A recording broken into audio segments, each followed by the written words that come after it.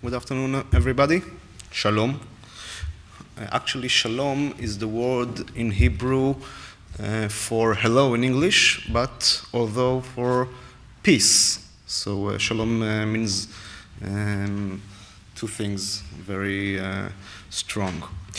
The state of Israel is under terrorist threats during the last few years, or actually decades. Especially in security aviation. Today, I would like to speak to you about one particular aspect of security aviation in Israel.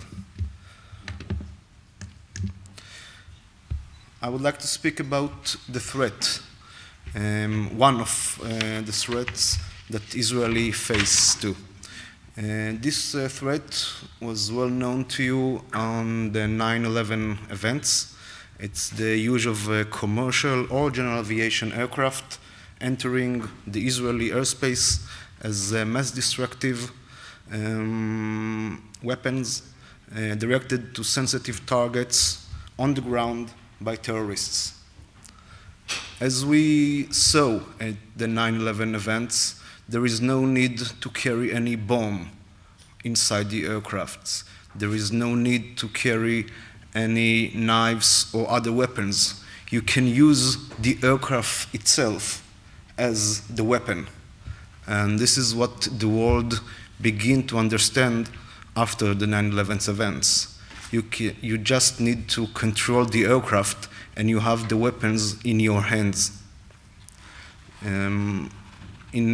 I can say that in our country, we faced these threats more before the 9/11 events, and we perform a special procedures how to control those kind of threats.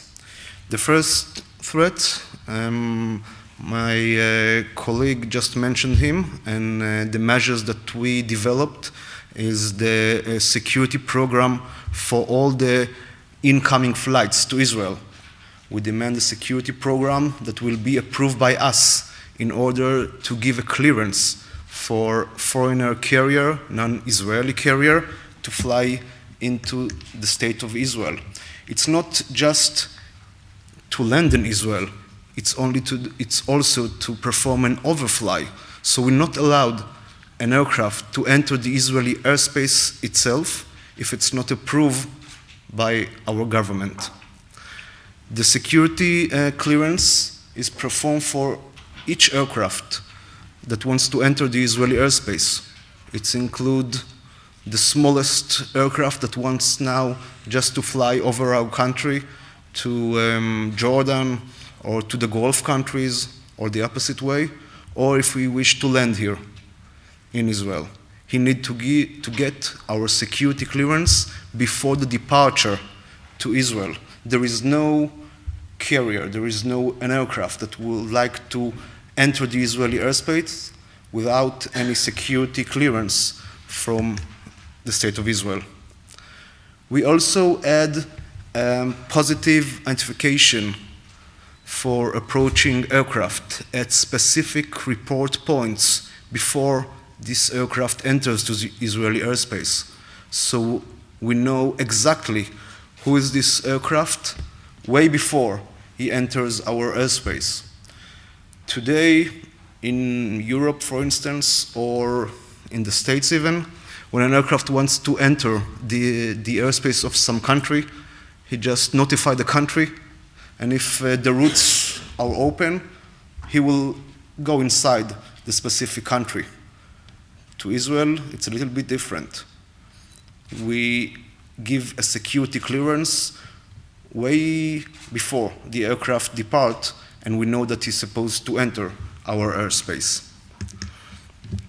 In addition to that, we perform a positive identification of the pilot in command that approaching aircraft as an authorized pilot, security cleared before he entering the Israeli airspace. So we know exactly who is the pilot in command. We verify that he is now control on the aircraft. There is no one else at the cockpit at that time before entering the Israeli airspace. We have a special procedures for that. We have a specific code for each aircraft that receive already a security clearance to enter to the Israeli airspace. Of course, you must remember that Israeli face a lot of threats, maybe others than other country around the world. And our specific security procedure come to prevent any terrorist attempts to do bad things. We also operate an aviation security operations center that works 24/7 and control all the security aviation in Israel, all the inbound flights and all the outbound flights. We process all the security arrival application for each aircraft and each airline that perform flights to our area. We are monitoring and maintain situational awareness in real time about each aircraft in our area. We also manage and coordinate an aerial aviation security incident. And we have, unfortunately, few of them every month. And someone actually in some place called us the bad boy in the neighborhood, or exactly the crazy boy in the neighborhood, because we don't think twice before we proceed with external measures like scrambling aircrafts, airfighters towards a flight that we suspect in some way. We also manage an administration, all the pilot positive identification system, in order to know who is the pilot in command on each aircraft that fly into the Israeli airspace. Now I will want to go to you briefly regarding our special security procedures for general aviation flights. General aviation flights, it's all the flights that is non-commercial. All general aviation flights, it's about diplomatic flights, military flights, private aircrafts, private jets, or each flight that fly around, but it's not under a commercial and approved airline that was given a security clearance by her own state. So those aircrafts, from our perspective, is a big threat to our country, because in the end of the day, the passengers on board those aircraft sitting near the cockpit, and the ability to control such an aircraft is problematic. And the opportunity to use those specific flights as a weapon is more and more higher. So we have a long procedure. I will not go over that because we will need to sit here all day about that. But we have a lot of procedures that we check regarding each flight, a general aviation flight. We check who is the owner of the aircraft. We check background checks regarding the pilots, the crew, the passengers on board, and just after we come to the conclusion that those aircrafts have no threat to the Israeli airspace, we give them not a clearance, an entry code that they will have to use before entering the Israeli airspace.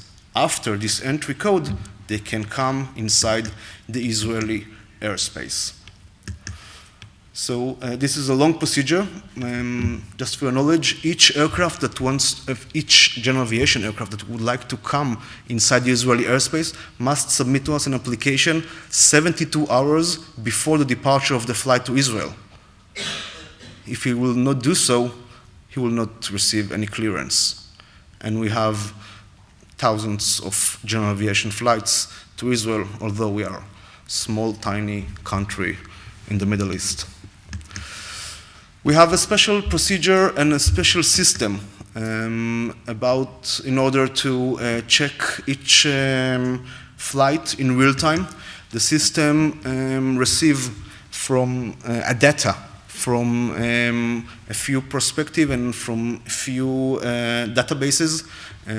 We are connected to all the arrival permits, arrival clearances. We connect to the AFTN. This is the system that controls all the flight plans of all the flights all over the world.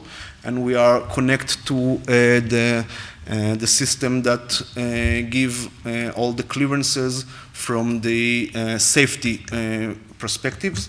And in the last row, there is a table that we can control each flight that now depart to the States of Israel. This system is automatically check that the specific flight is approved, that all the passengers on board are clear from the security perspective, all the crew are authorized by the country that he was original from, and just then give a real-time security clearance for the specific airline, carrier, or specific flight. The main benefits of the system itself and all our procedures come in order to give us an early detection of each flight to arrive Israel, and we would like to know in advance, of course, that this flight is secure before entering the Israeli airspace. Although we have the power also how to deal with a suspect flight, we would like to know all the information in advance. Every carrier that flies to Israel must go under an audit prior to flying to Israel. So we perform audits all around airports around the world that perform flights from the specific airport. So there is no flight that depart to the Israeli airspace without going under an audit. In the audit, we check the security measures that the specific country perform generally and specifically to flights to Israel.